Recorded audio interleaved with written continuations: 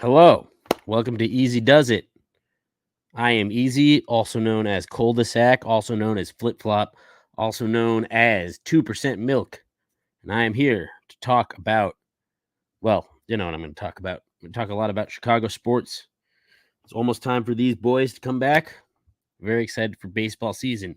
Excited for the Cubs, semi excited for the Sox, just excited for baseball in general.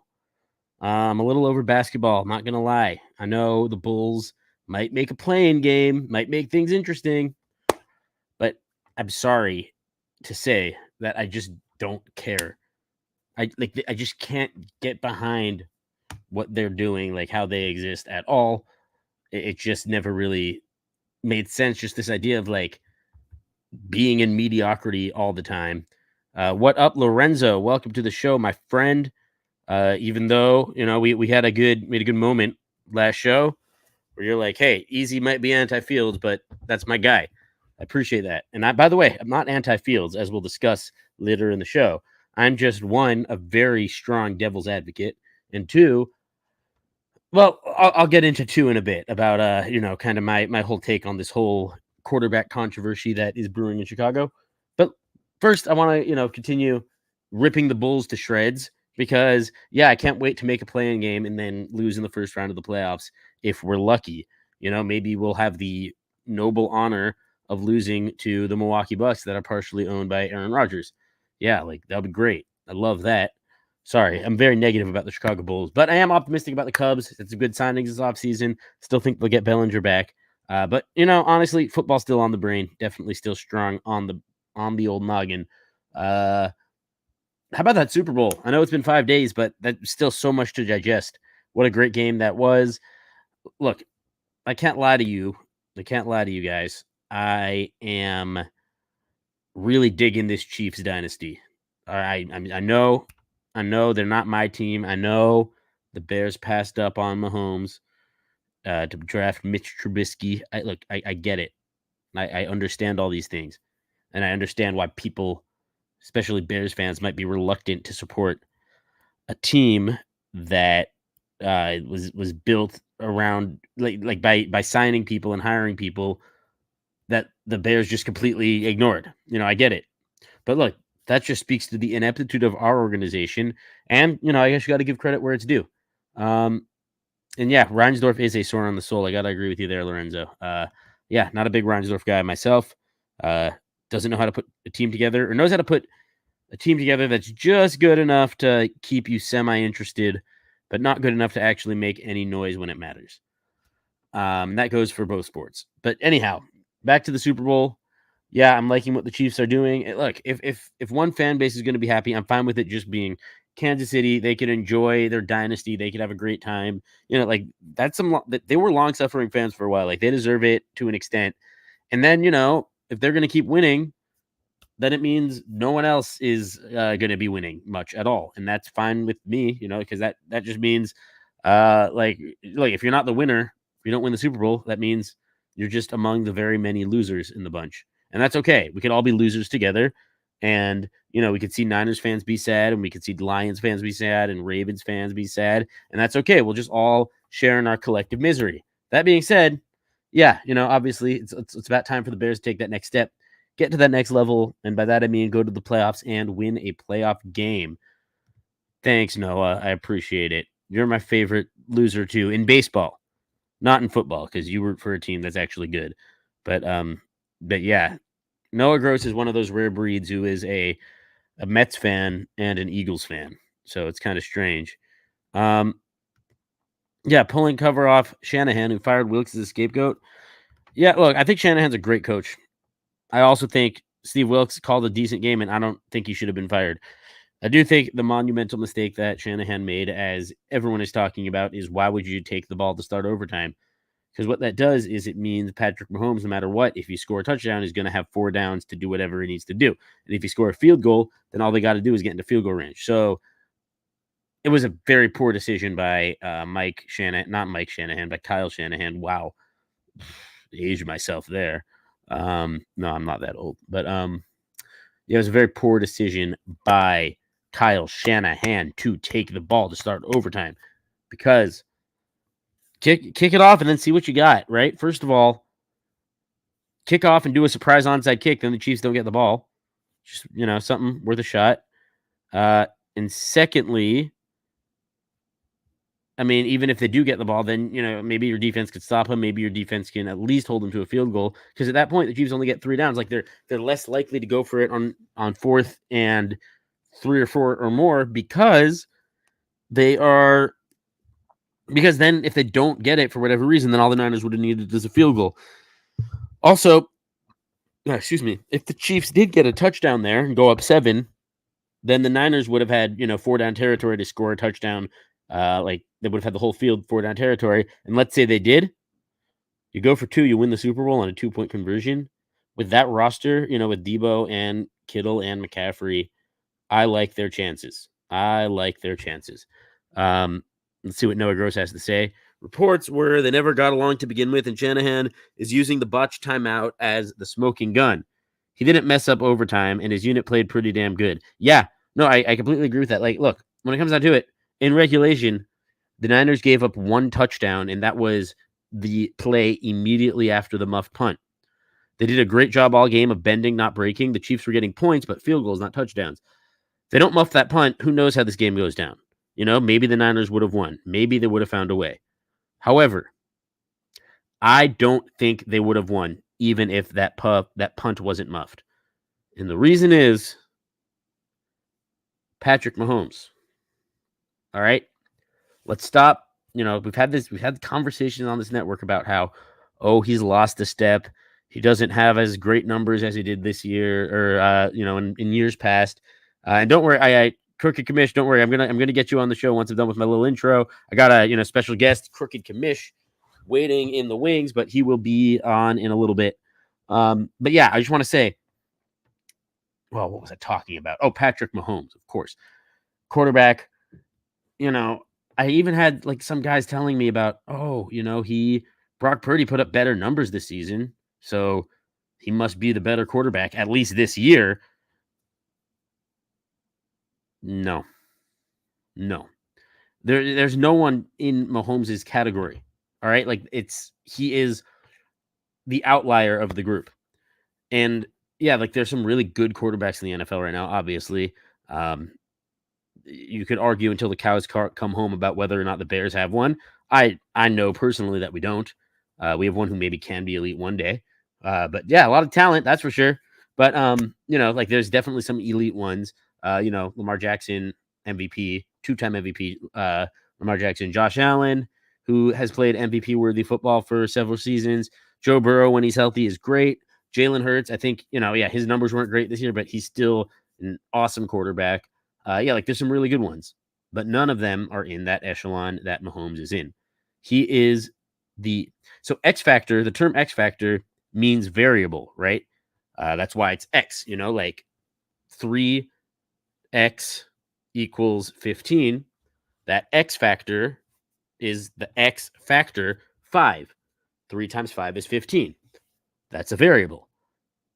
Patrick Mahomes is the X factor that brings the Chiefs from a good team who, can maybe make a playoff run to a great team. I'm getting a call from my friend Mike, but I'm not going to answer because I'm on a show. But yeah, what was I talking about? Yeah, I mean, yeah, Mahomes transcends the Chiefs from a decent team who could maybe make some noise in the playoffs, but probably can't, to being like a great, great, great team. And yeah, look, as Lorenzo's saying, yeah, Purdy had some pressure on his shoulders, that's for sure. He also missed a lot of throws, even with pressure in his face. Who didn't miss those throws is Patrick Mahomes. Purdy had a chance to go for the throat and end the game. They had a 3rd and 4 at the 35-yard line. Kansas City only had 2 timeouts, and this was after the 2-minute warning. So if the Niners convert this, if they were to have converted that 3rd and 4, or even gain 3 yards on it, and maybe had the daring move to go for it on 4th and 1, then they win the Super Bowl probably. Like they're able to run the clock out, kick the game-winning field goal, and then we're talking about San Francisco, like just finally getting that ring that they've been chasing for the past since 1994. Steve Young, but he didn't make the throw. He missed. It was tipped at the line. There was a guy open over the middle that he did not throw to. He threw to the guy on the left side, and he just didn't see him in time. That doesn't happen with number 15 because number 15, football's easy for him. He finds a way to get it done. And I know he didn't have the best offensive, like the offense wasn't great for the Chiefs today, nor was it during the AFC Championship. I said today, I meant during the Super Bowl. But they made the necessary adjustments, and that's really what matters. Like they were able to catapult themselves over the edge by, in the second half, starting to go to more of this zone read RPO type game plan, because Mahomes is capable of leading any kind of game plan. Like he could do, like Matt Nagy's the offensive coordinator and he's the Super Bowl champion because obviously Andy Reid makes them better, but like Mahomes is able to run any kind of offense. Like he's able to do whatever needs to be done. And once he started, getting out, like getting outside of the Niners contain, getting out of the pocket and, being able to run, scramble, get 22 yards one play, and then hit another big run in overtime. That's when things started to really open up for the Chiefs, and that's when they were able to, actually have something resembling an offense. So yeah, it was a great game, and it came down to which team had the better quarterback. And that quarterback was not Brock Purdy, but it was Patrick Mahomes. And the funny thing is, their regular season stats did not matter during that game. It just didn't matter because the regular season is just the preseason for the Kansas City Chiefs. Anyhow, I've been going on and on for a little while, so I'm going to go ahead and let the guests come on to the show. We got the great crooked commissioner, the most crooked of all the fantasy football commissioners you'll ever meet. Great guy, though. And welcome to the show, Crooked. How you doing, my friend? Yo, what's good? What's good? So yeah, how did you feel about the Super Bowl? It was very entertaining. It was good. I thought I had a good time watching it. First, I think quarter was a little dull because I think there was only the field goal that was scored. Yeah, I think it was 0-0, no? The end of the first? Or maybe it was a It, field could goal. it could have been. I Yeah. know the first part of it was not much scoring at all. They had the Pacheco fumble, they had the McCaffrey fumble.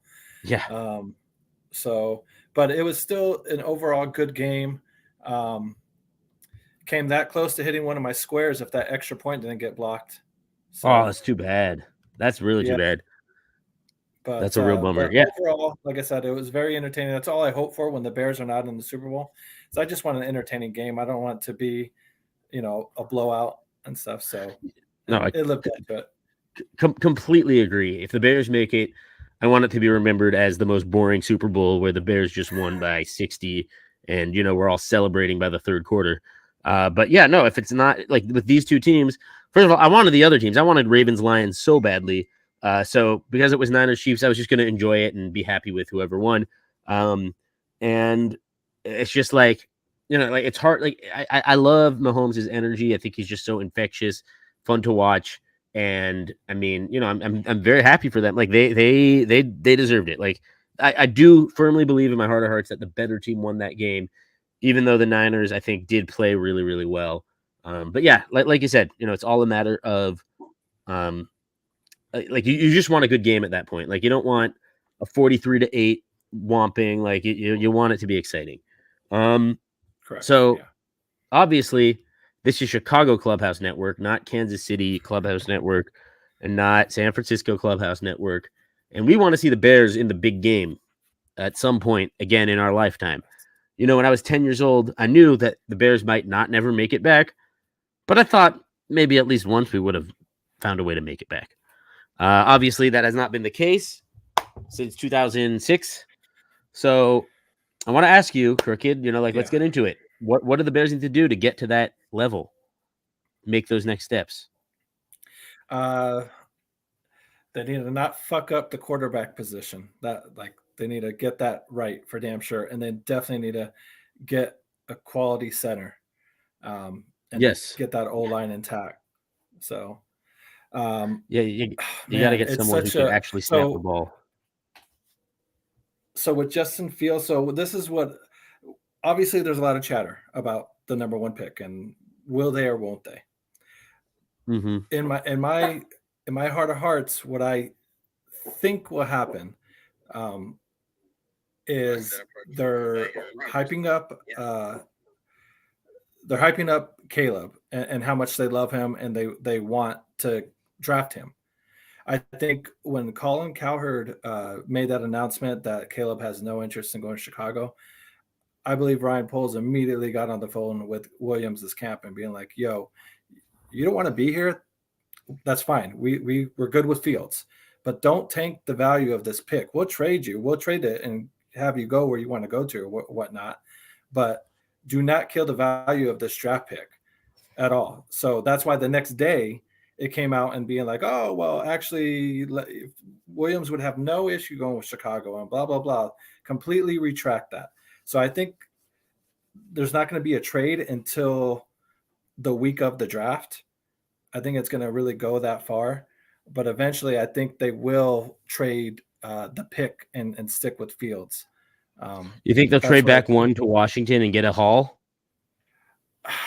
I don't know if they can do Washington. I don't know if they can get that much from Washington unless they can really sell them that another team is really going to trade up for the one pick. Which I think, look, if I had to guess, just given how hyped Caleb Williams is, I'm guessing that Ryan Poles' phone is ringing off the hook. Like I can't imagine that people don't want him.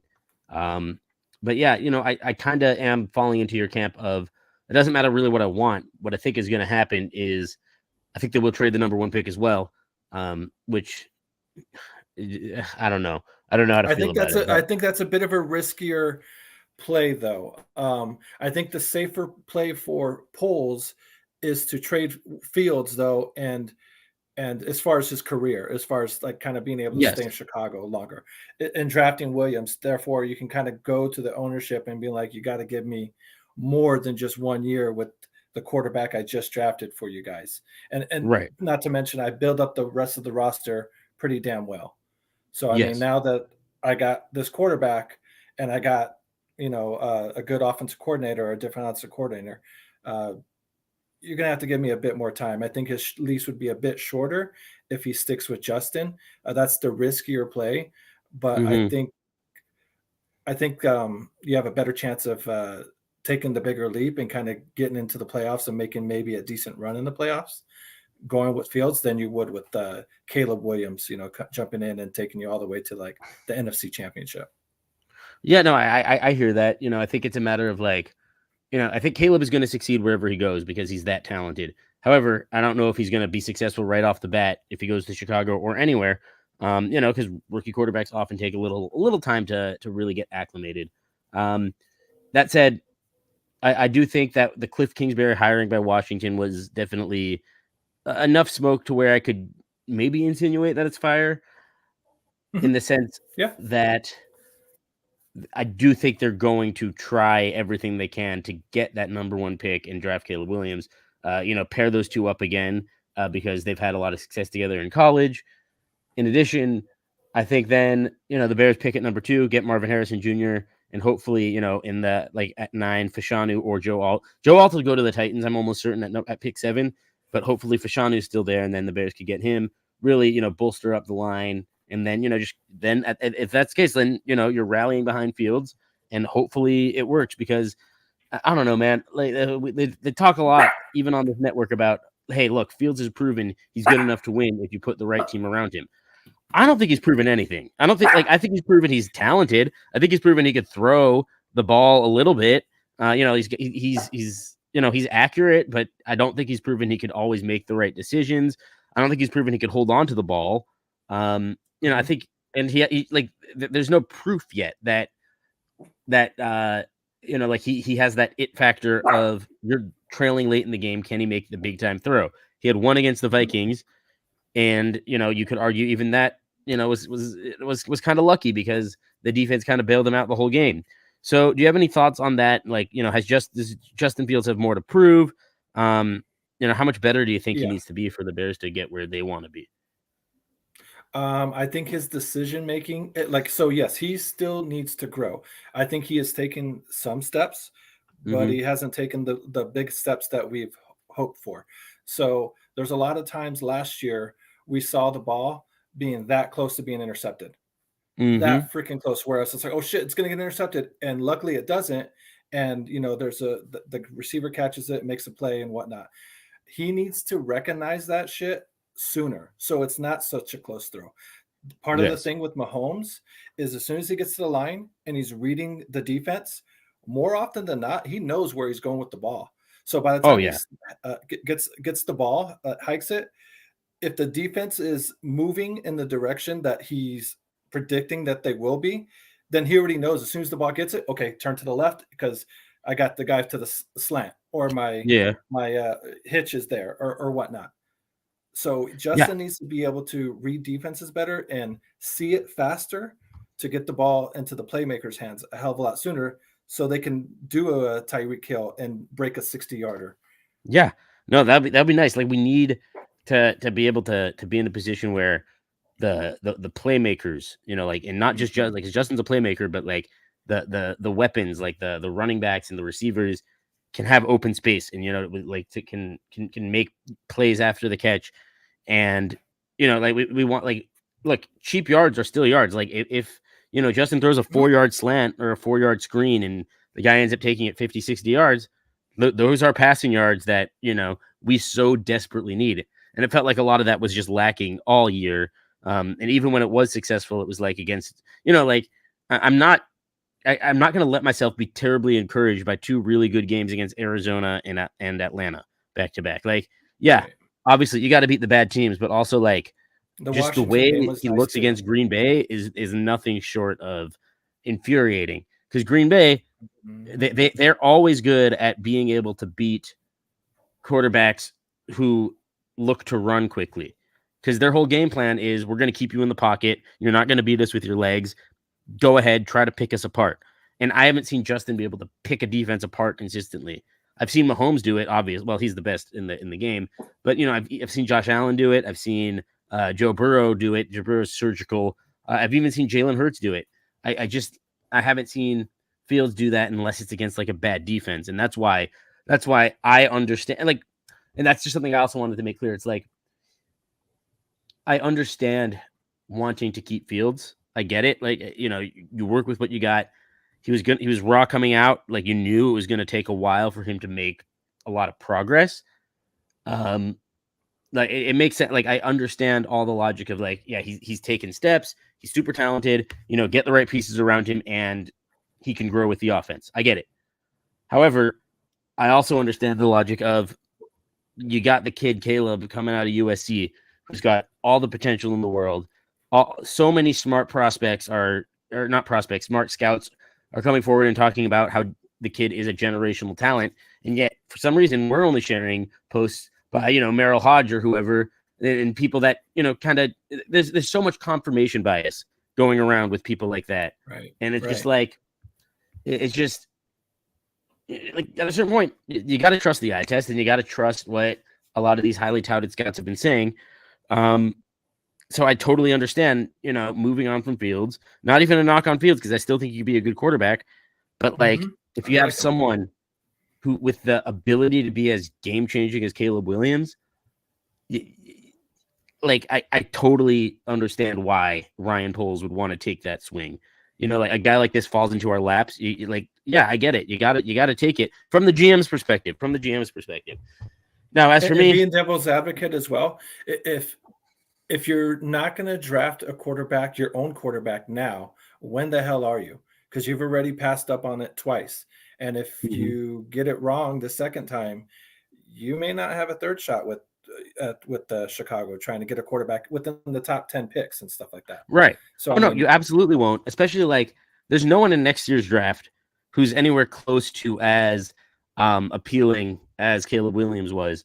The draft after that, I mean, I guess you could make a case for Arch Manning, even though he hasn't really played much in college yet. And really, the only reason why he's got any hype around him is because his last name is Manning.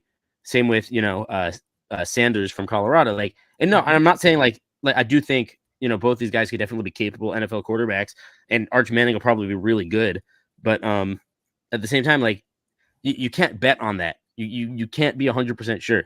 And I'm tired. What I'm also tired of is people saying that, oh, they have a generational quarterback every year. Like, That's not true. Bryce Young last year we talked about Bryce Young was a good prospect. Like people were very excited about him. He was the number one quarterback, but he wasn't talked about in the same regard as Caleb Williams, Trevor Lawrence, or Andrew Luck.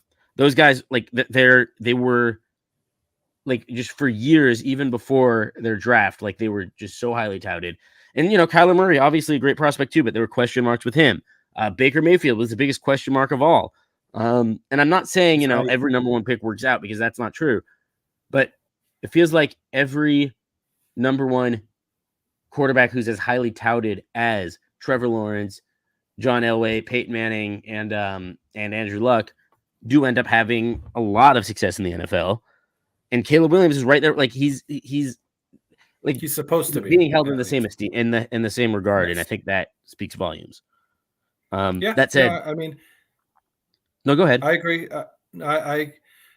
I agree with everything you're saying there, and it's one of those things where, like, I gave my point on what I think they'll do, but would I be like completely floored or shocked if they ended up drafting Caleb? No, because like I said, at the end of the day, the GM, who knows how many more chances he's going to get his own guy in there. Right. So especially coming in with the new offensive coordinator, like I said, I wouldn't be completely shocked at all, but I'm hoping, I guess, that they do stick with Justin. The question is, though, if we do, are we ready to give him like a Daniel Jones type of contract? Because he's going to want, I'm thinking something similar to that, maybe if not more, especially if he has a good season this season. Right. And then it becomes hard to, give him the supporting cast that he might need. And that's also like why I'm a little bit hesitant, really because have to hit. Like there are some guys in the like there's very few players in the NFL who are like quarterbacks who are good enough to always keep their team competitive. Like every year there's a couple, but not many. Aaron Rodgers was one of them for a while, of course. Obviously Brady, Mahomes now is that guy. Yeah, he's got a Hall of Fame tight end, but that's it on offense. Defense is good, but like, yeah, like that's it for the Chiefs. And then there's other guys who you really need the talent around them. Like they have to be carried, so to speak.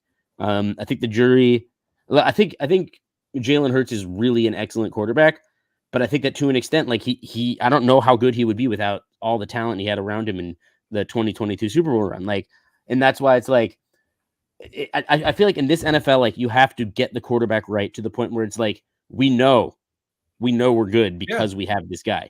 And I think that's, Josh Allen and Joe Burrow to an extent. Obviously, Joe Burrow, went down this year.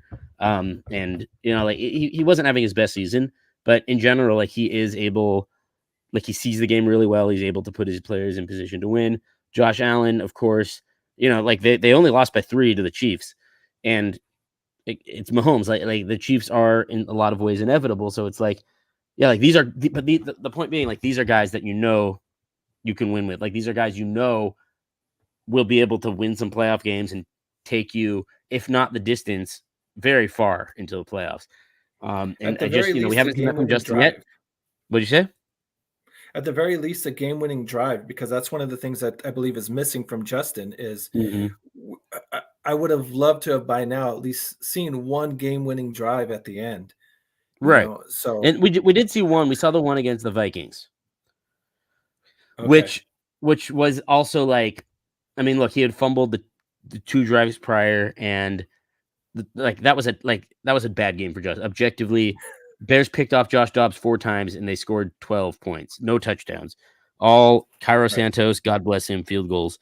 So yeah, you're right. Like he hasn't shown like that clutch factor yet, and I just think a lot of people are so in love with the guy. Like they see how talented he is, they see him make all these crazy plays, but like I haven't seen him get that kill shot yet, and that's what I'm waiting for. Like, like at the end of the game, you're not scared of Justin Fields like you are scared of Mahomes. Like, man, Niners fans had to be shitting their pants during Super Bowl Sunday when the Chiefs had the ball at the end of the game. And that's why I get the, I'm definitely not opposed to Caleb Williams at all. But also, look, let's talk about if we do keep Justin Fields and we build up around him, we get a Marvin Harrison Jr. to pair with DJ Moore, maybe sign a Saquon Barkley running back, Then you got 3 elite weapons on the offensive side of the ball, and Justin Fields, who's an elite, offensive weapon in his own way. Like, he's not the best quarterback, but he does things with his legs. And you got Cole Kmet, so that's a really good starting point on offense. So then, and also, I want to get Fashanu in a center. Really, focus on the offense to put it to the point where there are no excuses for Fields anymore. Like, he has to be successful with that kind of supporting cast, which I think maybe he will be. Maybe that's something we could do. But then it comes to the question of, how do you pay all those guys? How do you keep them around for forever? And also, the pressure on Justin's going to be insane to feed all those mouths and get everything done. But also, man, that Let me Marvin is ask you, something else. Yeah, go for it. which one of these centers here intrigues you the most in the free agent wise here? Connor Williams, Lloyd Cushenberry, Andre James, Aaron Brewer, or the Evan Brown? Honestly, I've been looking more towards the draft for centers, Okay. because I think you could bring in a rookie. I don't think they need to spend their money on a center. I think that you could bring in a quality rookie in To start the day first, one? not the first round, but in the third, even the fourth round, who could be really, really good, especially if we do end up trading. Look, I think regardless of if we trade, we're going to trade Justin or the number 1 pick. I do think Yeah. in exchange we'll get a second round pick at that will be one of the things we get in exchange, regardless of if it's the number 1 pick or Justin. Obviously, Justin will not bring as much of a haul, but either way, I do think we'll get Right. our second round pick back. In that case, there's Jackson Powers Johnson from Oregon, who really looks the part. Cedric Van Pran from Georgia, won a couple national championships. Frazier from West Virginia is interesting. The Michigan guy, Nugent, there's some good ones. There's a few really good ones who I think could be really excellent. And I mean, anyone's better than Lucas Patrick. Anyone's better than Cody Whitehair. I'm very glad. Shout out Cody Whitehair. On RIP. Yeah. thanks for playing for the No longer a Bears. Bear. Yeah. Out of all the centers who have ever played for the Bears, he is definitely one of them. So yeah, the most He's average Nolan player of Coates, all though. time. But hey, he was ours. So, but yeah, no, Would I really do like um this center, this Jackson Powers Johnson from Oregon. I think like I said, he really looks the part. I think he he seems he just seems like it. He seems like he could be that guy to really anchor that line, especially if he does fall to round 2 and we do have a second round pick, which I think is a likely scenario. But also, some drafts have him going round 1, which would surprise me. But yeah, what do you think? well, Do you think free agency or draft for a center? I think they're going to try and do free agency wise. I wouldn't be surprised if they got the Seattle guy just because Shane. Oh, of course, But right. then I think they'll draft a center maybe in the third, fourth rounds or so. I wouldn't be surprised if that was it. If they Could never do have too plan many on going linemen. with this, for sure. No, Yeah, for real. there's so many goddamn injuries on the line. Yeah, You need always. quality depth. So yeah, no, I can definitely see that. The other thing is, what was I going to say? Shit. I lost my train of thought there for the centers there. Oh, if we do plan on starting a rookie center, I'm guessing that we would have to use our second pick in the first round, whether it's 9 or maybe we trade down one spot. I would think we would use that second first round pick for a center if we plan on having them start day 1. But I was going to ask Right. you that as far as with the 9 pick, would you rather them see go for the center or a defensive end? The With the best 9th center or pick, best neither. defensive end? Neither. Offensive Neither? tackle. Offensive tackle. I think if Okay. Fashanu's available at 9, the Bears are thrilled. Whether they keep Justin or whether they roll with Caleb, Fashanu is that guy. I think it's a little early for sure to get a center in the first round, especially in the top 10. I think Fashanu absolutely has to be that pick if he's available. If Joe Alt's available there, then great, that's better. But I don't think there's any way.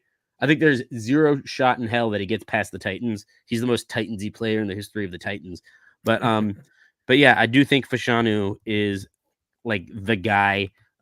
Elite pass protection.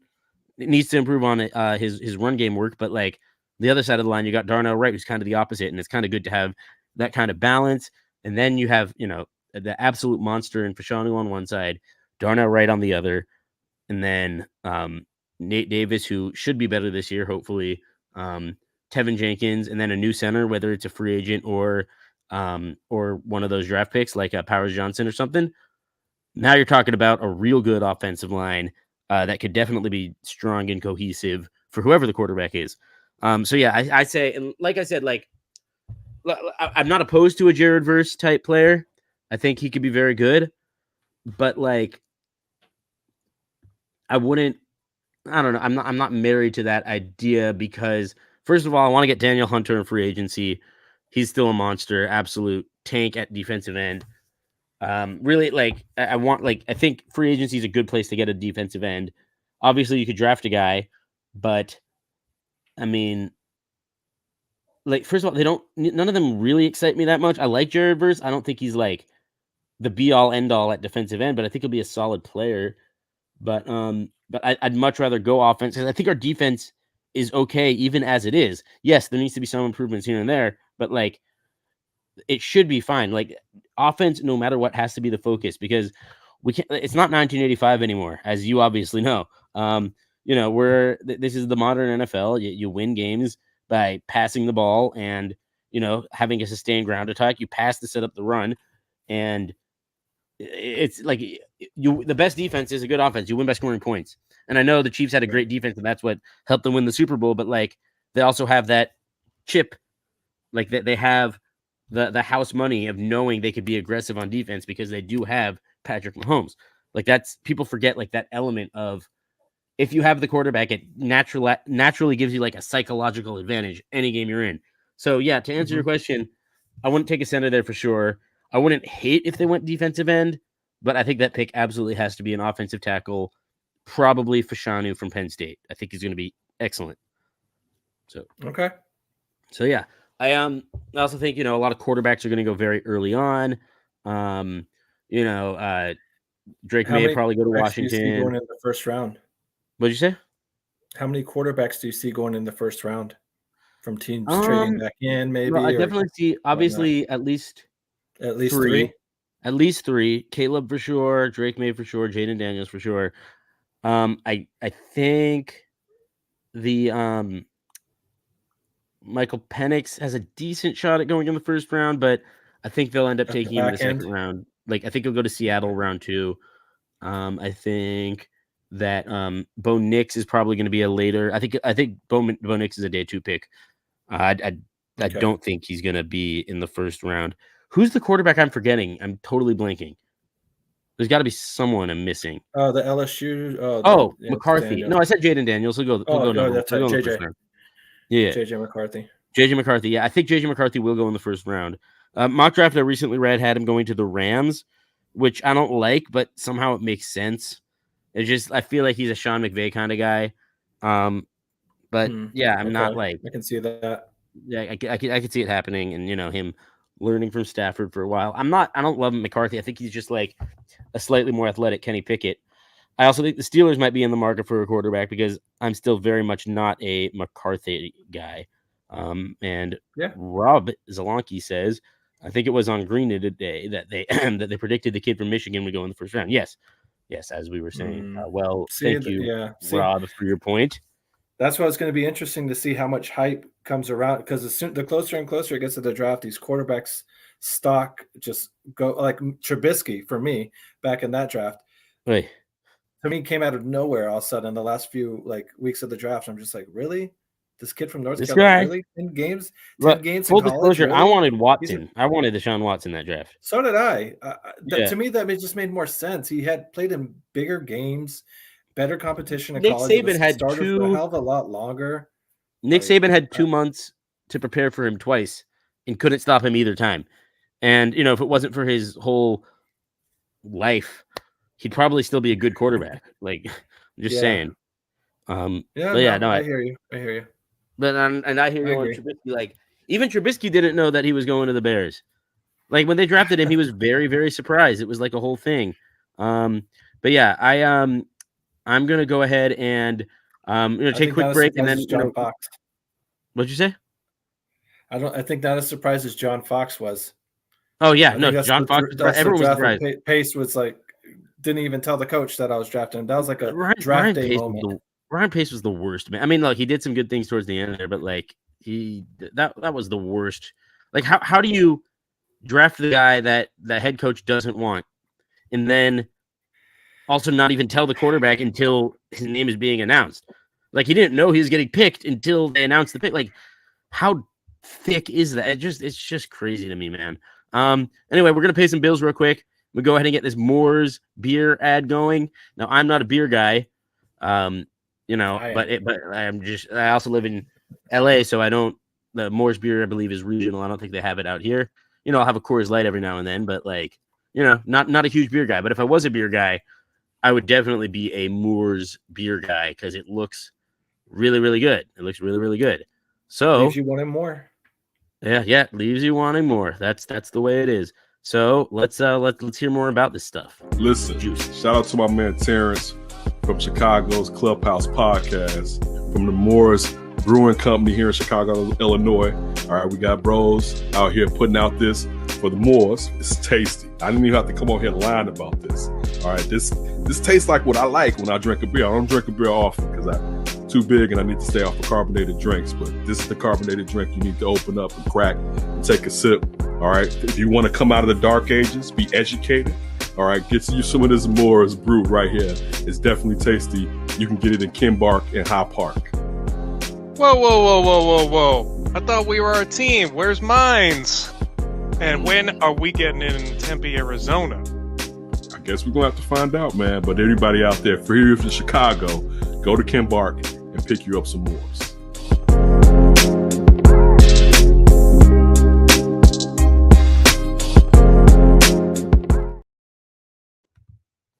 Yeah, that is Moore's beer. Thirsty. Yeah, no, it looks good. Looks like good stuff. Kenneth Davis, by the way. I didn't realize he was a Packer. That's kind of annoying, but hey, you know what? Good tasting beer is good tasting beer. And he was with those Bills teams that lost 4 straight Super Bowls. That's I know losing 4 straight Super Bowls doesn't sound very fun, but that's a hell of a team to be able to go to 4 straight Super Bowls. Like, so it was, it's pretty cool. It was. So yeah, look, we got the draft coming up. I believe it starts April 25th. And honestly, it cannot get here fast enough, man. I'm just like, I'm itching to sit here and like wait and hear all the moves. And like, I'm ready for the offseason, man. It's going to be a lot of fun. And like I always say, this is a very enviable position that the Bears are in because they weren't a terrible team last year. They weren't good, but they weren't, 7-10, could be a lot worse. And, like they have a defense in place and they have the number 1 pick. Like not a lot of teams are going to have like this opportunity. So the Bears really need to take advantage of it. And hopefully next season, we're able to win a lot of games and, go win the Super Bowl, which is the dream. But I'm just looking for improvement. I think that I would consider it a successful season if the Bears make the playoffs and win a playoff game. I don't want to fall backwards into the playoffs and get our asses kicked. I'm saying make it, hopefully win the division, even though it's a tough division. But even if they make the wild card and win a wild card game, I could get on board with that. I'd be good with the wild card for sure. I think that's a bit more realistic. Not that anyone has a stranglehold on the division, but got to take baby steps. I don't want to get too far, take a huge ass leap and stuff, because then next year's expectations are going to be even that much higher as far as like, hey, if we're not, don't get. I wouldn't mind a huge ass leap, honestly. I think it'd be cool. I hope it's a huge leap to where we win the Super Bowl. Cool. So what I'm afraid of is like Nagy's first year where he came in and he hit the ground running and he did great. And it's just like, oh shit. Okay, great. 12-4. Like next season. Is this the new normal? Correct. Yeah. 12-4 again. Maybe we're 11-5, but we're still going to build off of this shit. And then we went to 8-8. And then we went to 8-8, and it's just like, oh fuck. And then we became very mediocre very fast. It was one of those things where if his first season was 8-8, and then this next season was 12-4, it would have been like, okay, we're Yeah, building, like that's progress. correct. So that's And why that's why I I'm still I have don't hope for Eberflus, because first season, what was it? 3-14. 3. Yeah. Second season, 7-10. That's 4-win improvement. If we could get a 4-win improvement again, 11-6, make it into the playoffs, have a respectable season, regardless of who the quarterback is, like I'll be very happy. But it's going to be tough because, again, tough division, and it is the Bears, and we often do not know what we are doing. So, but I hey, do think though, like I said this in a comment section a while back, regardless of what decision or what direction they go in with quarterback, either way, I think it's a bright future.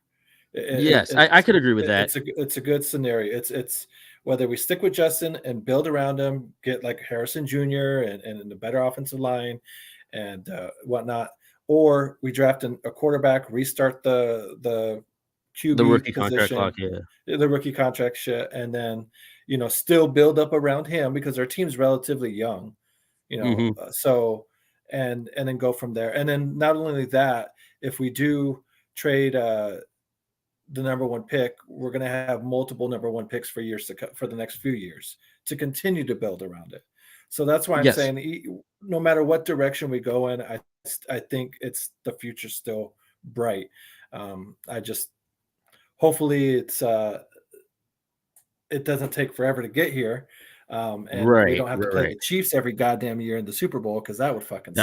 That would be ideal. But hey, look, if we have to play the Chiefs every year in the Super Bowl, I'll take it. Like, I don't care who it is. If we're getting to the dance, now obviously I don't love our chances against the Chiefs because they're the dynasty. But like, look, but I don't want to be the new Bills and get our hearts broken 4 years in a row, though. That is true. That is true. But hey, even if we get them once, we just need that one time. If we get them once, that's fine. Yeah, that's all we're looking for. Just one before. It would be nice to get one before I'm 35. It would be cool. But I do think, I do think the future is bright for the Bears. I think, especially, I think the next 3 to 4 years are looking pretty solid. Just with DJ Moore, bunch of young guys, good young secondary. Like, they have a good nucleus. I think it's just a matter of getting that quarterback position right. Anyway, we're going to wrap up. It's not the longest show today, but, I think we covered a lot of very important things. Thank you for being on, Crooked. Always nice to see you and chop it up. Absolutely. I love coming on here and talking Chicago. It's always fun. Oh, yeah. No, of course. So, yeah, as always, you can find me on Twitter at, what's my Twitter again? Oh, yeah, it's just eZelanki. You could also, the main thing is follow Chicago Clubhouse Podcast. Follow us on Twitter, Facebook, all of it. But, of course, the number one thing is like this video, like all the videos that Chicago Clubhouse Network produces. Tune in on Tuesday for Chicago Clubhouse Podcast, the flagship program. You'll get some really fun highlight reels that I like to throw together for these guys. So definitely tune in to that. And big thing, like and subscribe. And as always, this has been a Chicago Clubhouse Network production. This has been a Chicago Clubhouse Network